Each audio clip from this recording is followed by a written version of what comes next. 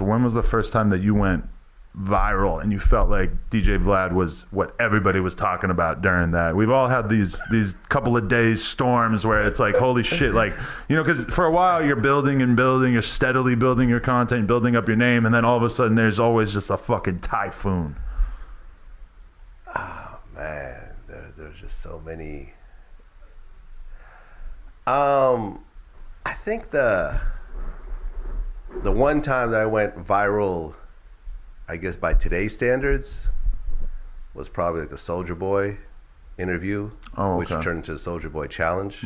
And you know, there's been lots of videos that people have all picked up on, but like people were creating their own versions of this interview. Like the guy who played Bobby Brown, you know, on the New Edition story, him and his other, like a crew of his actors recreated that interview into like a mini movie. And it was like, shit, like people are creating our own, you know, people are creating versions of my interview. Like that interview was, like if you watch the Childish Gambino Feels Like Summer animated music video, they actually recreate that Soulja Boy interview in that music video. Wow, really? Yeah, like you see the Soulja Boy and you see a Little Pump and I think Trippie Redd. Like, and they're like sitting there like watching him as he's. Oh, okay, I remember this. You know what I'm talking about? Yeah, it was like, okay. Damn, like this is like something that just keeps living on years later. Did you tell him you were going to ask him about that shooting before the interview?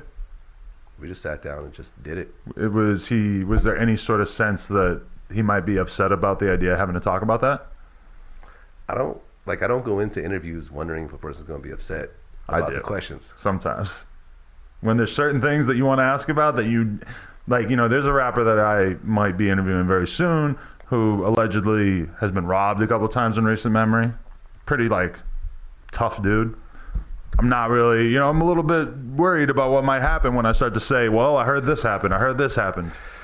I mean, there's an art form in how to ease into questions. You know what I'm saying? Like, there's a way to do it and a way not to do it. Like, you know, if we sat down and say, hey, you got robbed, right? You're not going to get you're not going to get the right, you're not going to get a very good reaction. But, you know, if you go ahead and you talk about a bunch of, you know, you talk about the person's history, you talk about other things, and they start to get a feel for the way that you conduct yourself, you could ease into the most uncomfortable questions without the person being defensive. And like I said, it's like I interviewed Jamel Hill, and you know, she had been doing it for a very long time as well as a journalist, and we talked about, you know, she mentioned how interviewing is really more of a craft than like something you learn in college. Right. And you only get good at it by doing it year after year after year. You know, I'm sure you could look at some of your old interviews and be like, cringe. There's things I've said in this interview that I immediately in my head was like, you shouldn't have worded it like that. You should, you know, it's like you need to have that gene of constantly wanting to inspect and analyze how you talk and how you're carrying out this conversation. Yeah, exactly. So it's one of those things, man. It's a, you know, you could ask anything, you just have to know how to ask it.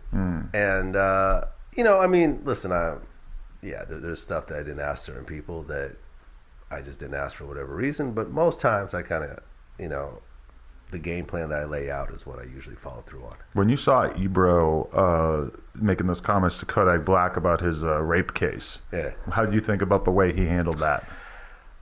It's not the way I would have handled it.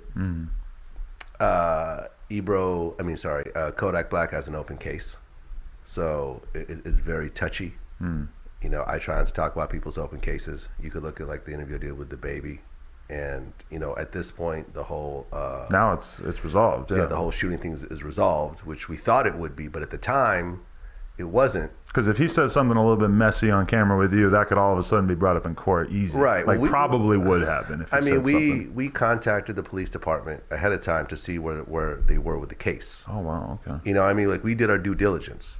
That's impressive. Yeah, like we were like, okay, is this still an open case or it's not? They're like, it was still an open case. I said, all right, cool. So when we got to that part of the interview, I just said, look, I know it's an open case, so, you know, I'm not going to talk about it. You know, I mean, you did go on IG Live and talk about it, which I'm not quite sure why, but you know, that was your decision.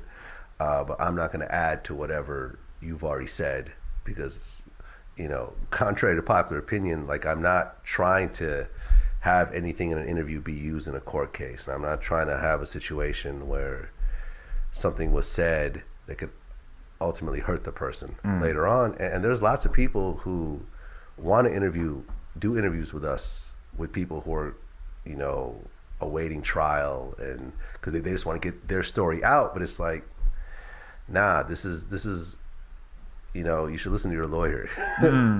You know, and if you have an open case, you probably shouldn't do interviews, period, at all. You should really just keep your mouth shut until after the trial. But then